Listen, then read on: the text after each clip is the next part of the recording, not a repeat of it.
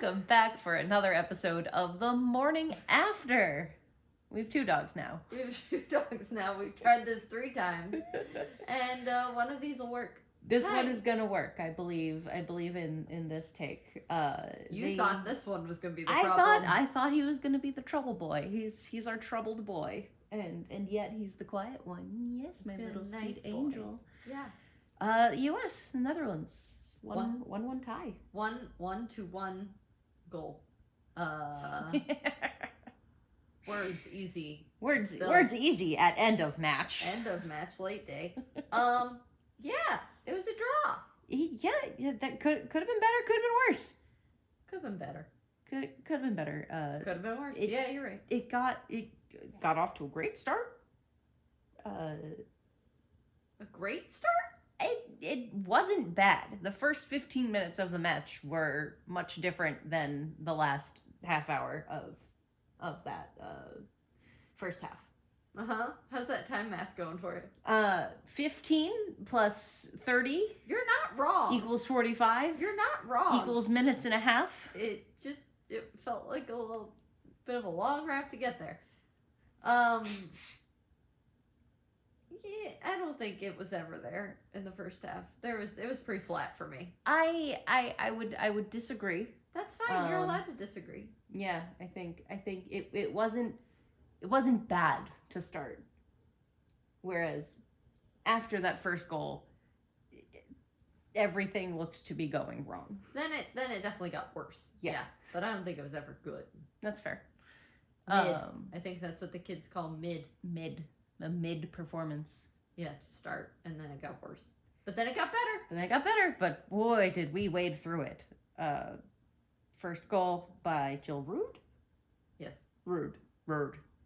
Well, because there's Ruud van Nistelrooy, who is a player for Man United Men, and his name is Ruud, so that one's more rude. Hers is a bit more like Rood. You gotta get that. Roger. Yes, Roger. Nailed it. Yeah, she scored. And it was quite the sequence to build up. You don't see Crystal Dunn fall, ever, and she lost her footing, and ultimately it leads to a goal. It's not like the thing that causes it, but it's something that you see it as a flashpoint. Yeah, gives the Netherlands a bit of an advantage in that transition. And then, there was a cross in to no one, seemingly. And then that got blocked back out. My problem there, to someone who otherwise I think had a very good game, Lindsay Horan didn't push out to the top of the box. The ball comes back to the top of the box. And our bud Jill has a ton of time to make a heck of a shot. The other problem with Lindsay Horan not moving there is that then she's blocking Nayer's view. So the reaction late there hurts, and that, I think, unfortunately for Horan in that scenario, sums up kind of how the U.S. was playing. It was just very reactive. Yeah. It was, okay, we're going to go over there? No. There's the ball? Okay. Oh, there's the ball. Rather than anticipating and, controlling the game. It was a lackluster rest of the half, to say the least. It was seeming like the Netherlands would get a second before the U.S. would get a first. Yeah, I wasn't enjoying that thought. The U.S. doesn't usually go down.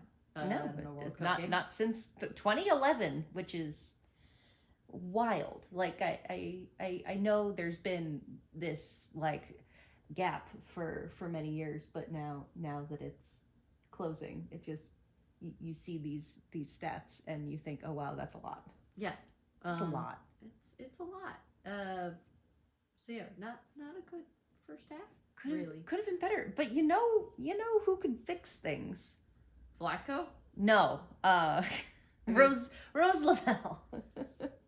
Yeah, by way of decisions by Flacco. He has the power to make change. Does he use that power as much as he should? No, he doesn't. But Rose Lavelle does. Thank goodness for her. Yes, a good substitution decision made. Put Rose in. Midfield not connecting. Pretty much always a good decision. Team just not really having much of a flow. Who do you call? Ghostbusters? Rose Lavelle. I think she'd be a good Ghostbuster, though. She's pasty. She could speak to the ghosts. She can talk to them about their skincare routine. Yeah. Yeah. Rose creates so much in the midfield, has so much composure, and is able to, control the ball, make good decisions, and set up an attack better than, I would say, almost anyone in the world. I think she's pretty good at soccer.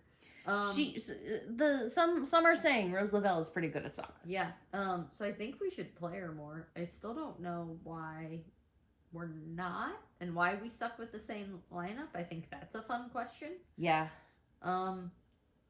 But thank goodness for Rose.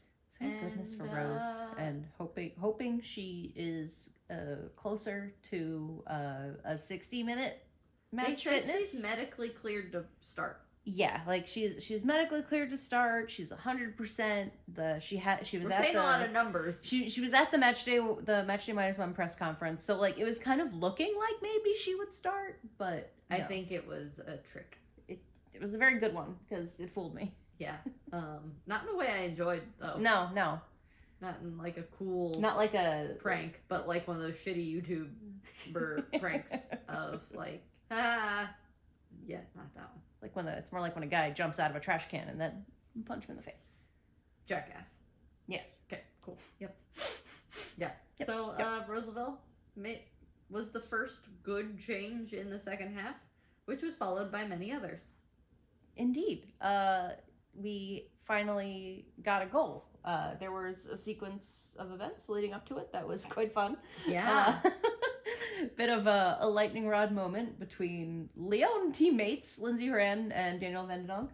Yeah. That was fun. It was a good time. I mean, it wasn't malicious. No. I don't think it was, but Van de Donk came in hard for the ball and really took Horan out. And Horan's a solid player. Yeah. Like,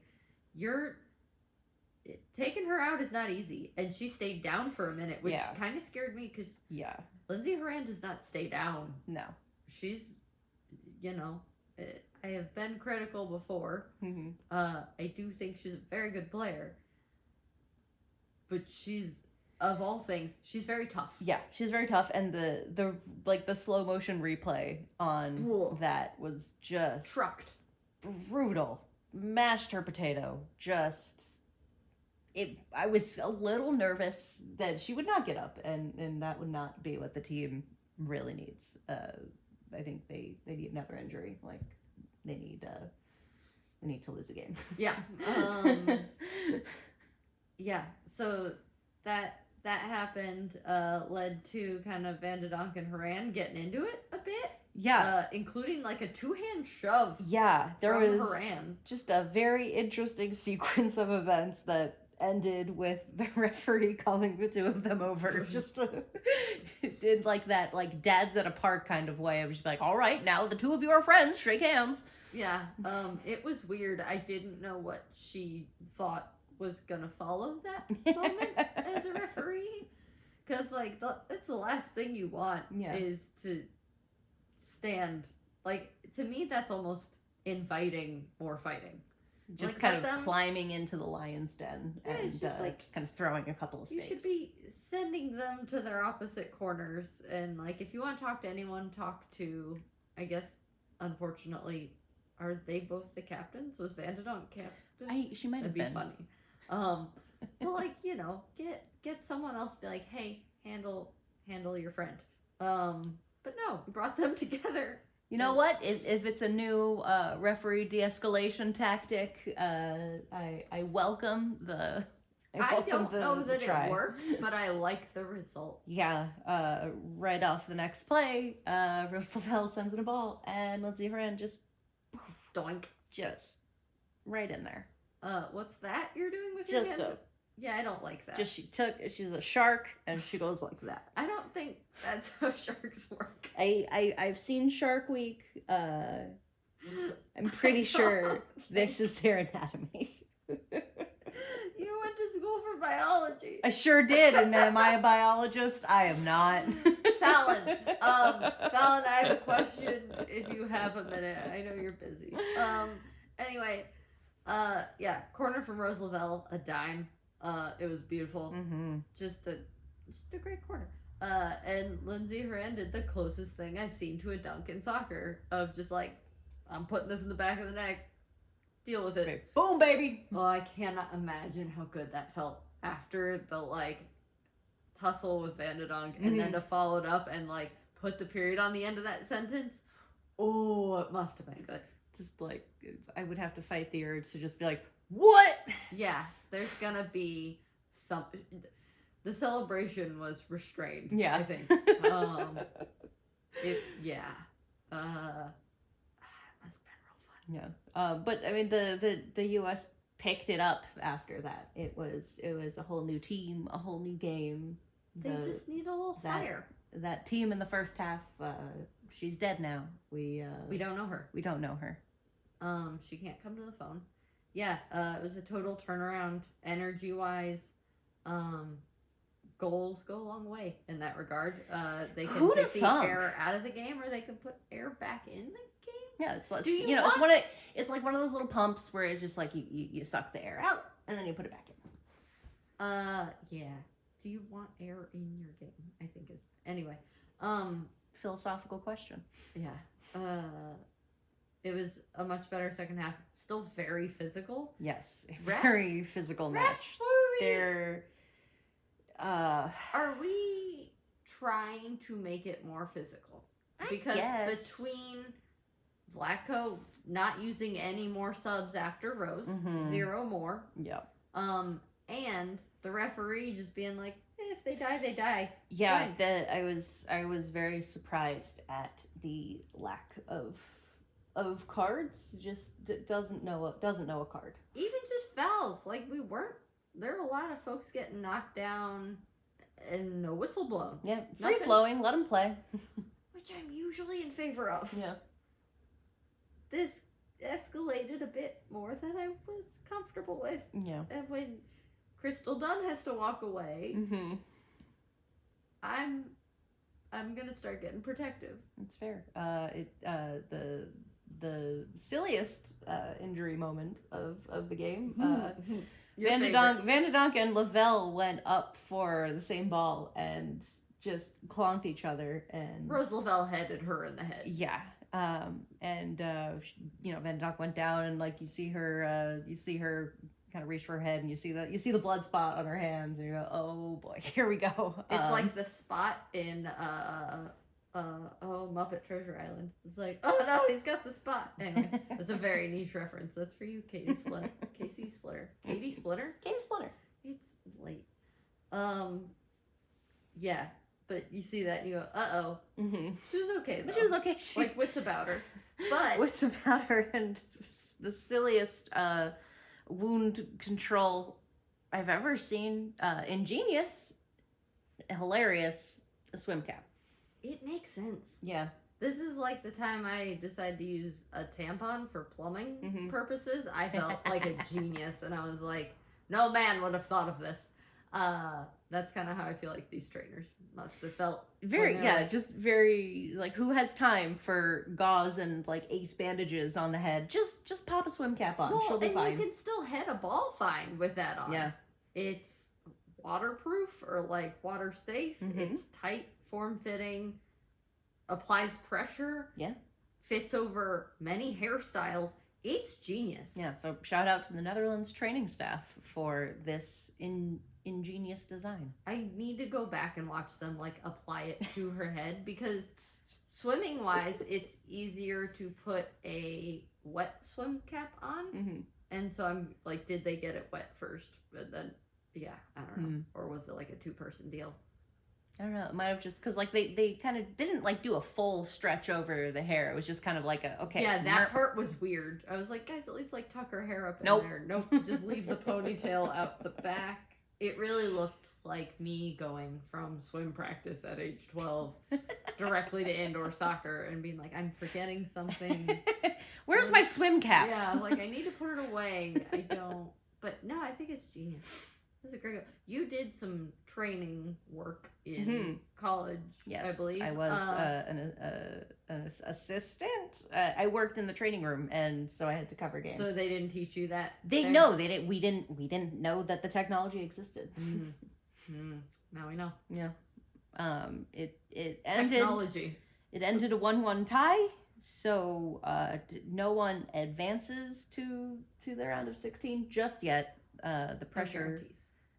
No guarantees. It is still looking like U.S. and Netherlands, but we'll know for sure after Portugal plays Vietnam, or at least we'll have a better idea of it. Pressure's on for the next game. Yeah, it's closer than I thought it was gonna be in terms of whether the U.S. is gonna finish first or second. I think a lot of that is going to come down to how Vietnam holds up against the Netherlands, and if they can put in a similar performance as they did in their first match, and I hope they can, just because they deserve, a solid result. They have the goaltending to keep it interesting. That said, if the U.S. does finish second in the group, that makes for a very interesting path. It does. The fun part for the U.S. is they're going to have to run up the score against Portugal, and Portugal has not exactly been run-upable in their last couple of matches. No. They had England to a scoreless draw before the World Cup, and they just played a 1-0 loss to the Netherlands. So we might see some very frustrating suffer ball tactics for the rest of the way. Or we won't do anything because apparently we're not changing the lineup or adding subs. Yeah, that's the question now is like who's fit to play Portugal in 4 days? 3 days? Some days. Soon. After we get there, right? Yeah. Okay. Yeah. So it's like, will we see rotation? Will we see a whole new starting 11? I kind of hope we will. That's kind of my theory. Is I'm like, yeah, let's just line change the whole thing. Really mess with folks. All right, let's call in the second unit, and here we go. Yeah, you just Casey Murphy in goal, and we go from there. I really don't understand just in terms of this is a tournament. This is not a single game, and you do need to manage energy. And this not being an elimination game, especially. Yeah. If we don't win, we're going. Yeah. I understand. Different story. And there was good momentum in the second half, but yeah, that they were talking to Blacko after the game, and his reasoning was, the Netherlands weren't getting shots off. It was seeming like a good rhythm. Do you think that there's still a way to make subs without interrupting that rhythm? Yes. Yes, I do. And I think it depends on where you make them, but I think you could have put in, I don't know, Lynn Williams. A concept. But I think you can make changes, especially up top, that maybe then someone's able to put the ball in the back of the goal. Trinity Rodman wasn't getting the opportunities or wasn't able to make her usual kind of opportunities against this team. I don't think it's her issue. I think it's more of a style of play. System situation. Yeah. So I think it's, it's okay to try new things out up there. And maybe save that Trinity energy for a different game. It's just an idea. I don't know. Saving some energy. It's something they could try. Or just putting in different people. There was a tweet that was saying it was nice to see the spirit of Jill Ellis over the match. Is it? Is that nice to see everyone? Did we love that? Did we love watching that in 2019? I don't know. Still no is my answer. Interesting. Any predictions? Any thoughts for Portugal? Ooh. I think it's gonna be a tough match. But if I know anything about this U.S. team, It's that they make shit happen. Okay. And so I think I do see them getting a win. I'm gonna go with a 2-0 win. I like a 2-0 win. Is it gonna be enough to finish first in the group? I don't know. Yeah, I'm very interested to see how Netherlands do against Vietnam. That's gonna be... I gotta start researching like what the tiebreaker is if goal differential's the same. Ooh. Yeah. Yeah, that's interesting. I always have to brush up on it. I always forget. It's also different for every tournament. Not really. Pretty much the same. Do you have anything you'd like to take to the trash after this match? It's a great question. So many things. The first half. Can it be just the whole first half for the US? Yeah. I think that's where the team would like that to go. I think we put that away. We forget about it, and then you go forward with kind of that. Give me Lindsay Horan dunking on Van de Dunk on Van de Dunk. Give me that energy going into this third game. Fair enough. That and just I don't know how to take not subs to the trash, but that. the lack of substitutions are in the trash. Yeah. What about you? I also would like to throw the first half in the trash. I think there was a lack of spirit, a joie de vivre, if you would. You gotta speak American. Joy de vivre. And I think when they played with that, it's so, just was that the last word again? Sorry. Virv. Okay, cool. Yeah, just want to make sure. I think it's more fun to watch, and it's probably more fun to play if you're the U.S. You gotta have some fire. I don't care what kind it is. Yeah. But be it anger, be it joy, there needs to be energy. Something. In the first half there was not. Speaking of energy, we are gonna have a look at some of the highlights of Match Day 1. Match Day 1 is complete. Here's 3 things we learned. I'm Leslie Ryder, and I am the knight. The FIFA rankings mean nothing. Number 12, Norway, is sitting at the bottom of their group behind number 46, Philippines, who has more wins than them. 40th ranked Jamaica tied 5th ranked France. The FIFA rankings are about as useful as a soup fork. Throw them out. Number 2, there's no more layups. After the blowouts in the last World Cup, there were concerns that the women's game couldn't handle a 32-team field. Multi-goal games were the outlier in the first match day, not the norm. This is great for the game. It's given the tournament that kind of anything is possible feeling, and that is chef's kiss. Third thing, the youth movement is on. We were so busy talking about the passing of the torch that we might have missed it. The kids are absolutely carrying their team so far. 18-year-old Linda Caicedo got on the board for Colombia. 22-year-old Sophia Smith bagged a brace for the U.S. Japan's average age is less than 25, and they just beat Zambia 5-0. The children are the future, and the future is now. What fresh chaos will the next match day bring? Keep watching the World Cup to find out. That's it for us for the morning after. We'll see you next time. Later. We'll be in Australia. Yeah, next time you see us, we're going to be in Australia. Oh gosh. Should pack. You should probably pack. Okay, bye.